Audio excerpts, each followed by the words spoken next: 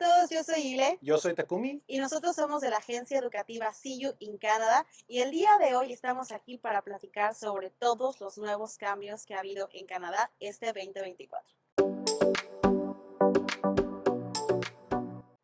Justamente el último video que subimos era hablando de los cambios y no nos imaginamos que otra vez, una semana después, iban a venir otros cambios más. Y parece ser ya una tendencia, precisamente platicamos eso en el video, que los cambios han habido, pero han venido siendo muy constantes, que parece que es como que uno tras otro, tras otro, tras otro. Y pues eso ocasiona un poquito de incertidumbre con todas las personas que quieren venir a estudiar en Canadá. Así es, y yo creo que empezamos de inicio de año, lo platicamos también en el video anterior, con respecto, por ejemplo, para los mexicanos con las visas, y de ahí se vinieron el tema, bueno, desde el año pasado también cambios con los montos para los estudiantes, y pareciera que no terminan los cambios este 2024, pero aparte, mientras más cambios hay, pues generan todavía más preguntas con respecto a si es todavía bueno venir a Canadá, si puedo alcanzar el monto para comprobarlos de la parte financiera, el inglés. Entonces, vamos a platicar un poquito sobre los últimos cambios que se dieron este mes de septiembre y ver cómo esto podría afectar, no afectar a las personas que están tanto fuera como dentro de Canadá.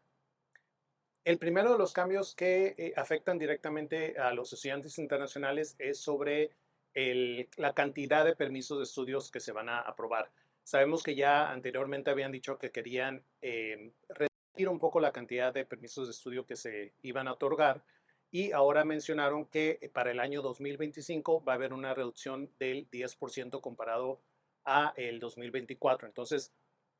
sí es bueno aclarar que esto no quiere decir que no van a haber permisos de estudio, solamente se está disminuyendo la cantidad.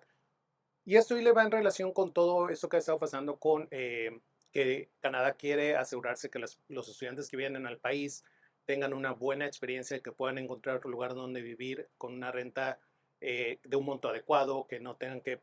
gastar más de lo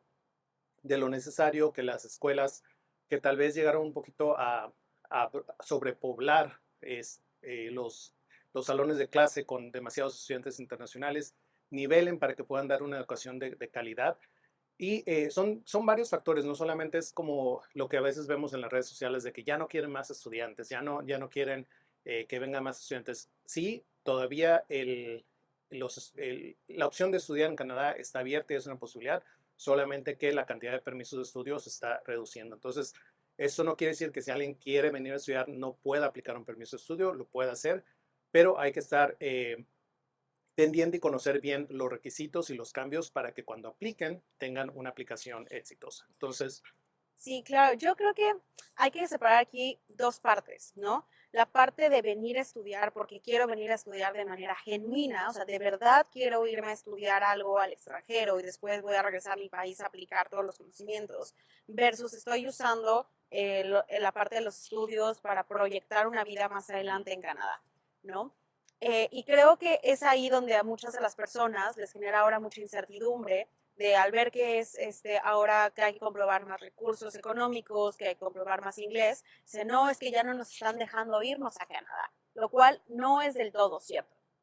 Y entonces cuando uno decide ir a Canadá con la parte de la vía estudios, tiene que tomar también la decisión de cuál es el objetivo, ¿no? Si es venir solamente a estudiar porque voy a ir a tener un diploma, porque quiero ir a hacer investigación, versus cuando estoy planteándome una vida más allá de solamente la parte de los estudios. Sin embargo, nosotros platicábamos en el video anterior que nuestra opinión con respecto a los cambios, empezando por la reducción, ¿no? Si bien sí hay un impacto, también nosotros lo que vemos de este lado es que las escuelas habían estado recibiendo tantos estudiantes internacionales que ya no se daban abasto. Y entonces los salones estaban saturados, el tema también de vivienda, hubo un impacto en la vivienda porque había mucha demanda de estudiantes internacionales y entonces las rentas se incrementaron muchísimo y hay muchos impactos alrededor. Entonces, mi opinión, no sé tú qué piensas conmigo, pero mi opinión es que estos cambios vienen también a una protección a las personas, tanto que ya estamos aquí como también a las personas que van a venir, porque lo que el gobierno no quiere es que vengas a sufrir, que vengas a no tener dónde vivir o a pagar una renta descomunal. o que tengas un salón de clases extremadamente lleno y que los maestros no te puedan dar la calidad que Canadá desea dar en cuanto a los estudios. Sí, yo creo que hay que entenderlo bien en esa parte que lo que decía al principio, que Canadá también está, no solamente decir, no, Canadá ya no quiere tantos estudiantes, sino por qué quiere reducir la cantidad de estudiantes, porque el abuso de ciertas escuelas, no todas las instituciones educativas, pero ciertas, nosotros lo vivimos cuando estamos registrando estudiantes que a veces había, pues hay que aplicar no solo a una, sino a dos o tres opciones, porque a ver en dónde pueden entrar, porque la demanda era tanta y las escuelas ni siquiera te decían, pues tenemos 10 cupos, tenemos 20. A veces decían, no, manda tu aplicación y nosotros te avisamos si entraste o no. Y nadie devolvía esa tasa de registro. Entonces, sí había cierto abuso, por así decirlo, de que las escuelas pues era una forma de obtener un poco más de recursos. Está también lo de la parte de la vivienda, está también la parte económica, que para que un estudiante pueda vivir bien en Canadá, nosotros sabemos que antes eran $10,000 canadienses más el programa de estudios, pero honestamente $10,000 canadienses no es suficiente para pagar renta, para pagar los transportes, alimentación, entretenimiento, etcétera. Entonces, eso lo aumentaron también. Entonces, no es solamente como para limitar la cantidad de estudiantes, sino porque realísticamente para sobrevivir como estudiante, $10,000 al año no es suficiente. Entonces, eh, sí es importante ver todos los aspectos y todos los puntos para no solamente pensar, ya no quieren más estudiantes, sino por qué estaban pasando esas cosas. Tuvimos incluso la situación de personas que promovían venir como familia con el inglés, ¿no? Ahora, ¿en dónde están todas esas personas? Porque ahora hasta ya removieron todos los videos, toda la información que subían, porque precisamente por ese tipo de abuso es que se origina que Canadá empieza a ver, ok, tengo que controlar un poquito más esta opción de permisos de estudio porque se me está saliendo un poquito de las manos, no solamente por los estudiantes, sino por proteger la experiencia de las personas que vienen a Canadá, porque no queremos que cuando vengan tengan una mala experiencia y por también proteger a sus residentes permanentes y a sus ciudadanos canadienses. Ahora, otro de los cambios que hubo es que todas las personas que tienen derecho a aplicar a un Postgraduation Work Permit después de sus estudios van a tener que comprobar un nivel de inglés para obtener ese Postgraduation Work Permit. Esto a mí me impresionó mucho empezar a leer en las redes sociales como el disgusto de las personas con respecto a comprobar el nivel de inglés, lo cual para nosotros platicando decíamos, bueno, no nos hace sentido, porque se supone que cuando tú entras a la universidad o al college, tú ya comprobaste un nivel de inglés. Eso quiere decir que si Canadá está poniendo esta restricción, es porque sabe que hay gente que no tiene el nivel de inglés para poder estudiar y una vez graduados incluso, poder laborar. Entonces,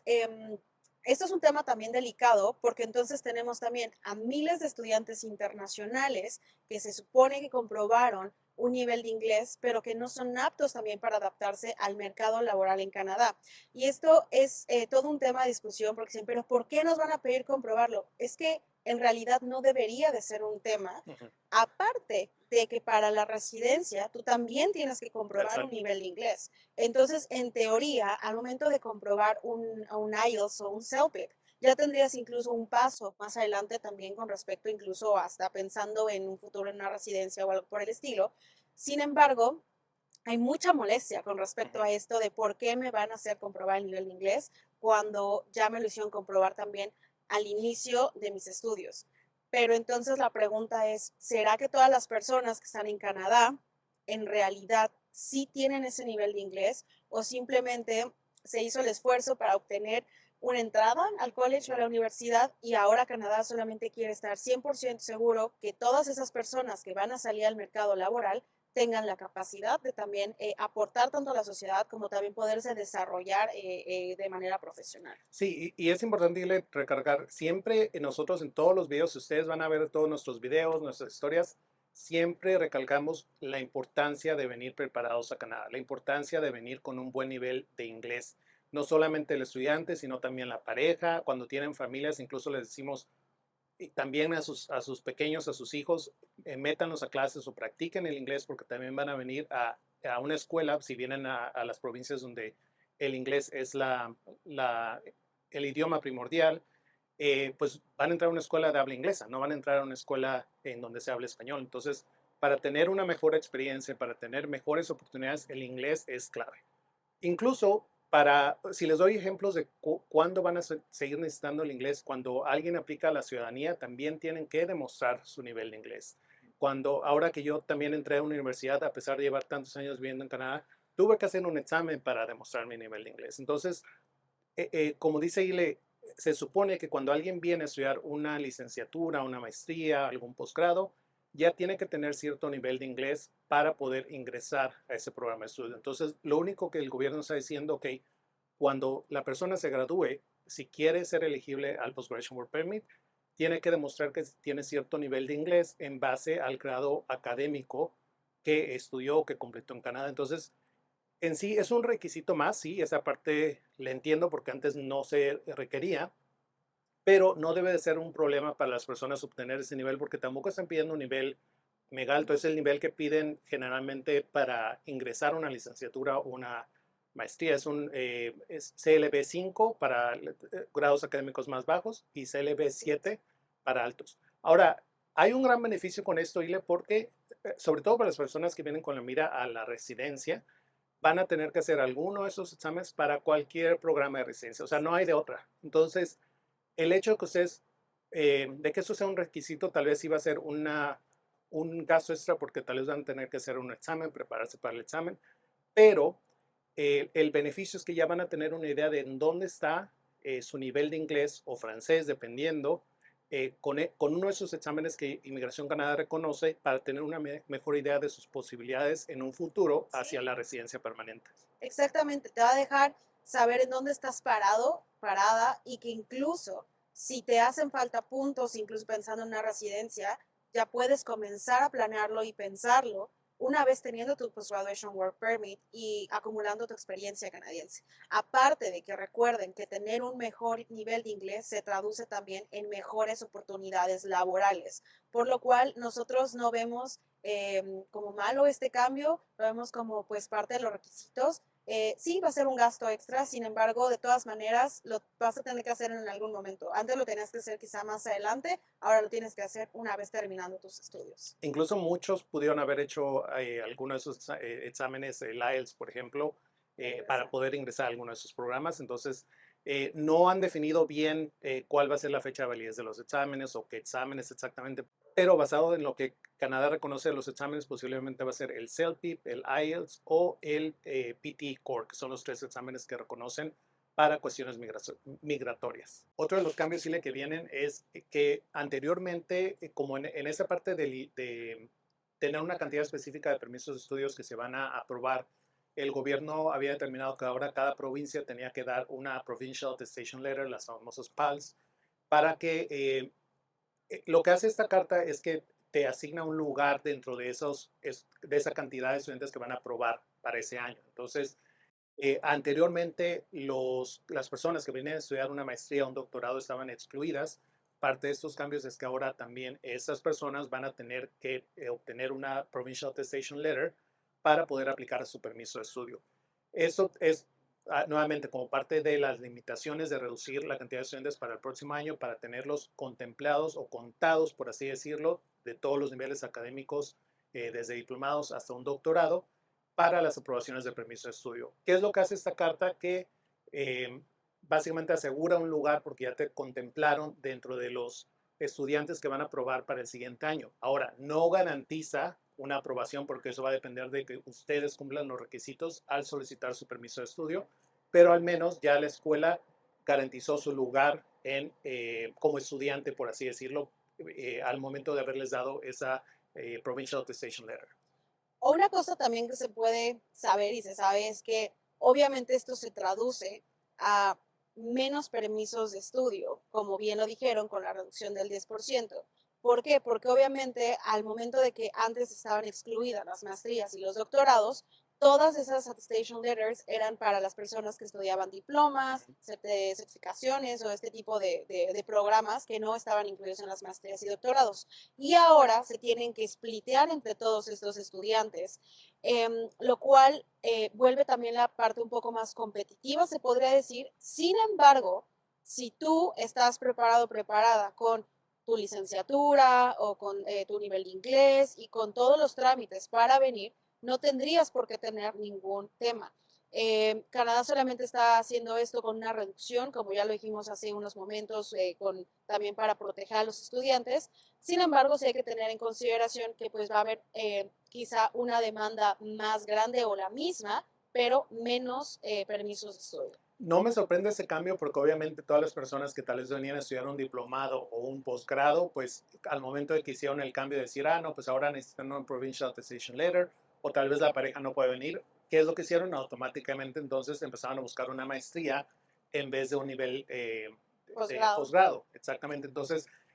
yo creo que ahora el gobierno, que creo que fue un error, en mi opinión personal, desde un inicio no haberlo hecho todos con los Provincial Attestation Letters, porque al menos así ya saben que todos necesitan estar contados, pero ahora hicieron entonces este cambio adicional Entonces no me sorprende que hayan hecho este cambio, simplemente lo único que es tomar también en consideración a los estudiantes de maestría y doctorado dentro de la cantidad de aprobaciones que van a tener. También si tú lo ves, sí hay un beneficio, por así decirlo, en la parte de las escuelas, porque las escuelas también van a estar un poquito más restringidas en la cantidad de estudiantes que pueden aceptar, lo cual significa que tienen que enfocarse más en la calidad de estudios que ofrecen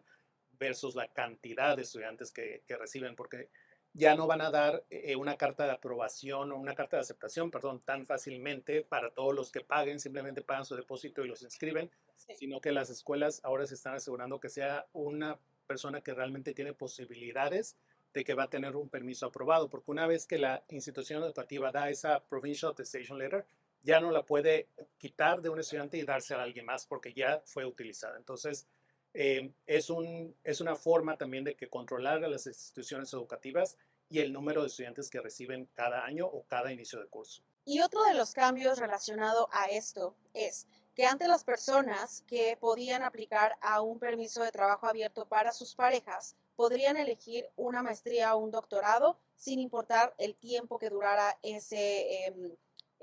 programa de estudio. Podía ser de un año, por ejemplo. Ahora, las maestrías deben de tener una duración de por lo menos 16 meses para que tú puedas